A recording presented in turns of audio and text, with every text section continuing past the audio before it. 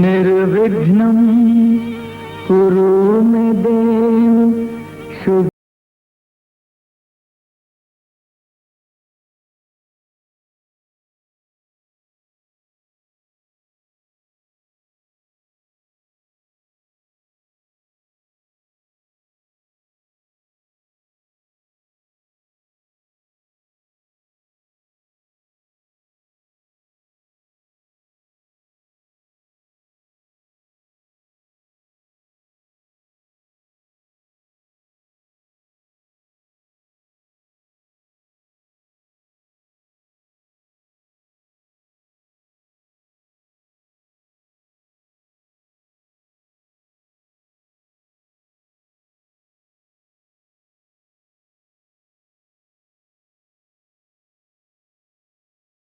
और ये सिद्धाश्रम साधक परिवार जोधपुर की संस्था है, जहाँ जोधपुर में इसका मंत्र तंत्र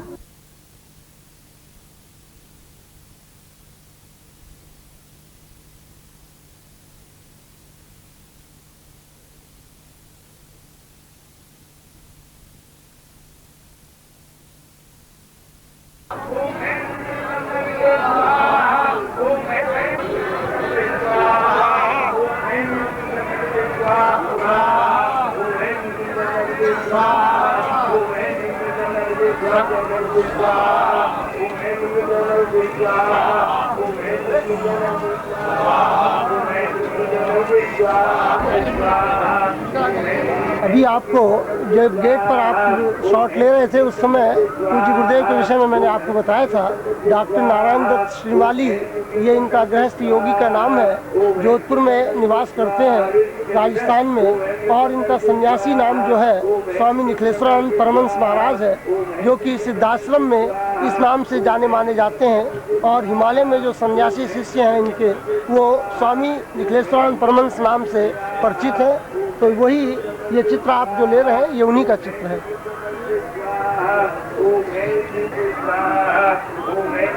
ये जो शॉट आप ले रहे हैं, ये महाविद्या में सबसे उग्र देवी हैं, छिन्नमस्ता नाम है इनका। तो ये छिन्नमस्ता महाविद्याएं 10 हैं, उनमें से उग्र देवियों में से ही इनकी गिनती है। ये साधक के लिए किस प्रकार की साधना जीवन में संपन्न करना बहुत ही महत्वपूर्ण रहा है। और भुवनेश्वरी साधना का जो बीज मंत्र है रीम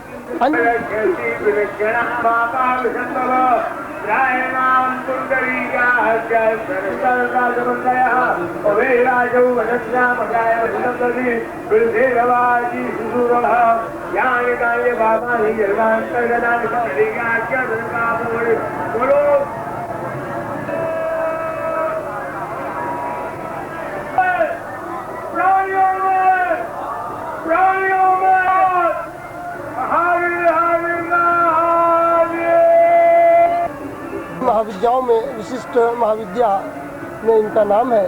और ये साधना सिद्ध करने पर निश्चित रूप से साधक को अपने जीवन के जो जीवन की सिद्धि है, वह निश्चित रूप से मनुष्य को बहुत उच्च स्थिति में पहुंचाती है, जो कि साधक का जीवन का अभीष्ट और लक्ष्य होता है। साधक जो साधना के क्षेत्र में और विशेष रूप से तंत्र के क्षेत्र में आगे बढ़ना चाहता है, वो तारा महाविद्या के माध्यम से अपने जीवन में अर्थाभाव कभी भी नहीं देखना चाहता, इसलिए वो इस महाविद्या की साधना सिद्ध करता है। हम सब जानते हैं, उन्होंने इसी महाविद्या को, महाकाली को सिद्ध करने के बाद इस स्थिति तक की साधना और सिद्धि प्राप्त की कि अपने जीवन को उन्होंने पूर्ण रूप से उसी रूप में ढाल दिया। उनका शरीर स्वतः स्वयं में परमहंस महाकाली बन गए। इस स्थिति की साधना सिद्धि उन्होंने की। ये महाविद्या जो आप देख रहे हैं, ये बगलामुखी है और पीताम्बरा भी कहलाती है। पीताम्बरा पीठ दतिया में जो स्थित है, वो माँ भगवती बगलामुखी महाविद्या की ही है। इसी प्रकार से ये धूमावती भी अपने आप में उग्रतम महाविद्या मानी गई है। हरि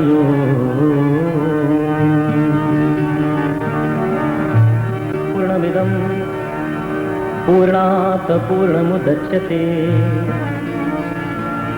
पूर्णस्य पूर्णमादाय पूर्णमेवावशिष्यते। हरि ओम।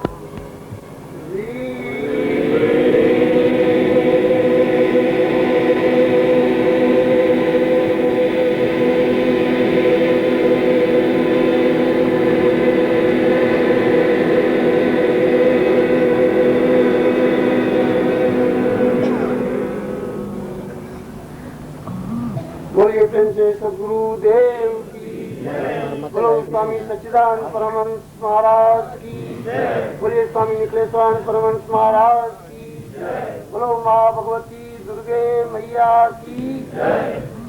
आप दोनों हाथ आपके सामने और भस्त्रिका आप यही अपने आसन पे बैठे हुए करेंगे। पूरी शक्ति से, पूरी वेग के साथ, पूरी सांस तेजी से लीजिए, पूरी सांस तेजी से बाहर छोड़िए।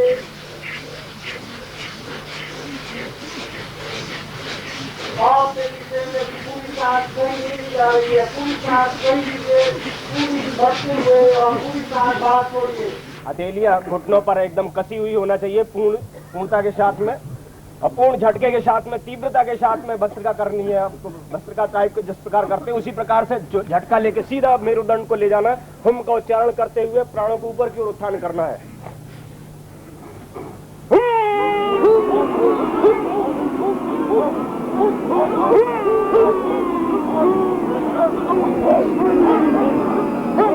और तेजी से आपके शरीर में किसी प्रकार की हरकत होती है होने दें, शरीर निराल उतार होने दें।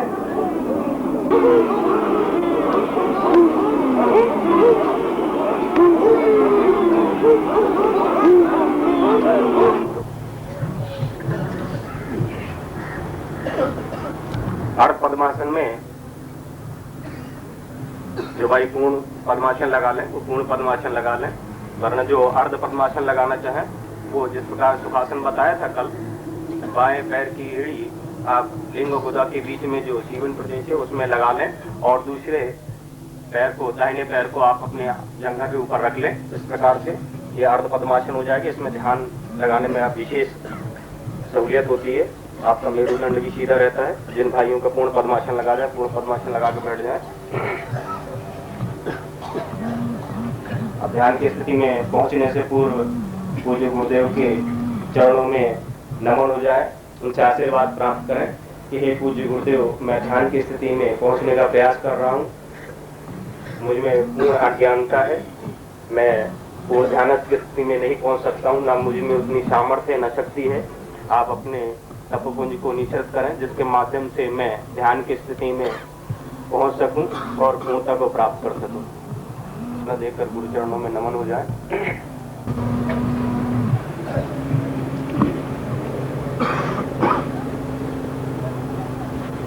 ये शक्ति चक्र कहलाता है। पानी में भिगोने के बाद अब इसका आगे से ये एंगल थोड़ा सा नीचे की तरफ झुकाव करने हैं। झुकाव करने के बाद में जैसे ये अपना नाक है, इसमें नीचे की तरफ ये झुकाव करके यो नीचे डालना है। ये गले में आ जाती है यहाँ पर। अब गले में ये 2 उंगली अंदर डाल के मुंह में इसको आप पकड़ के यूं बाहर थोड़ा सा करेंगे तो ये बाहर आ जाएगी। अब मैं इसको आपको करके दिखा रहा हूँ। देखिए, ये किसी भी नाक से आप डाल सकते हैं। ये सीधा डालेंगे, गले में आ जाएगी।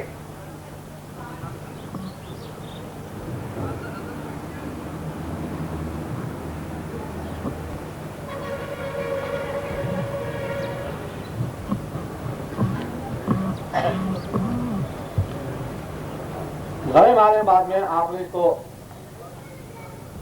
ऊपर नीचे चलाना है और 1 मिनट 2 मिनट 3 मिनट तक एक नाक में चलाते जाइए ताकि पूरी उसकी शुद्धि हो। और इसी तरह से दूसरी नाक में आप करेंगे। एक नाक में करने के बाद फिर इसको नाक को साफ करेंगे, गला साफ करेंगे, नेति साफ करेंगे और फिर दूसरी नाक के अंदर।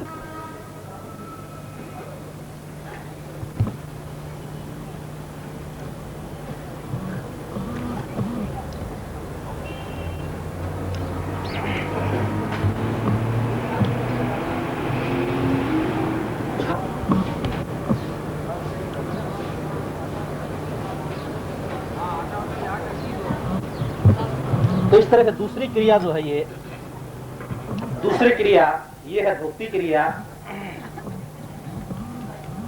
जिससे अपने इस गले से नीचे की ये सफाई होती है। और दूसरे स्टेप के अंदर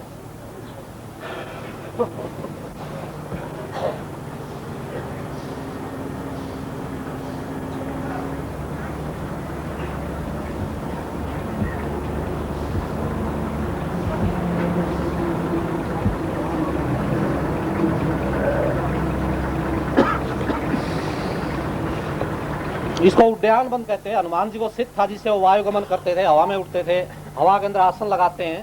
फिर तीसरा स्टेप है दाएं बाएं मालिश करनी है आपने इसके लिए, ताकि पेट आपका दाएं बाएं चलेगा। और जब सेंटर में मालिश करेंगे तो बीच में आ जाएगा, जिससे होगी वो सेंटर न्योली। न्योली, मध्य न्योली पेट की, इस प्रकार से पेट जो है दाएं बाएं और बीच में चल रहा है, कर रहा है। यह न्योली की दो स्थितियां आपके सामने अभी प्रस्तुत की गई हैं। है कि पूरे पेट को आप वर्तुल देंगे, पूरा पेट घूमेगा और देखिए कितनी तेजी से पेट चल रहा है, सांस बाहर रोकी हुई है, पेट पूरा वर्तुल ले रहा है। और यह न्योली क्रिया जो आपकी अंदर की जो चेतना सुसुप्त है उसको चेतन करते हुए आपको अन्य जो वायु गति स्थिति है, वायु सिद्धि स्थिति है, वायुगमन स्थिति, उस तक की सिद्धि प्रदान करता है। पहली स्थिति प्रार्थना मुद्रा, सामने देखेंगे और इस तरह से आपने करना होगा। तो मंत्र का आप उच्चारण करते जाएंगे, मन में उच्चारण करते जाएंगे। 3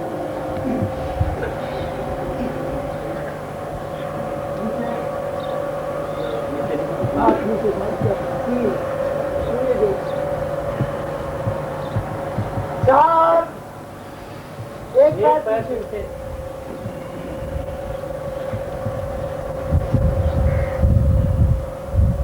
5 दोनों पैर पीछे, एड़ियां मिल जाएंगी। 6 मयूरासन की स्थिति, दोनों हाथों पर पूरे शरीर का भार। 7 भुजंगासन, सीधा तना हुआ वक्षस्थल, सामने दृष्टि। 8 काफी सुशी स्थिति में। 9 एक पैर आगे,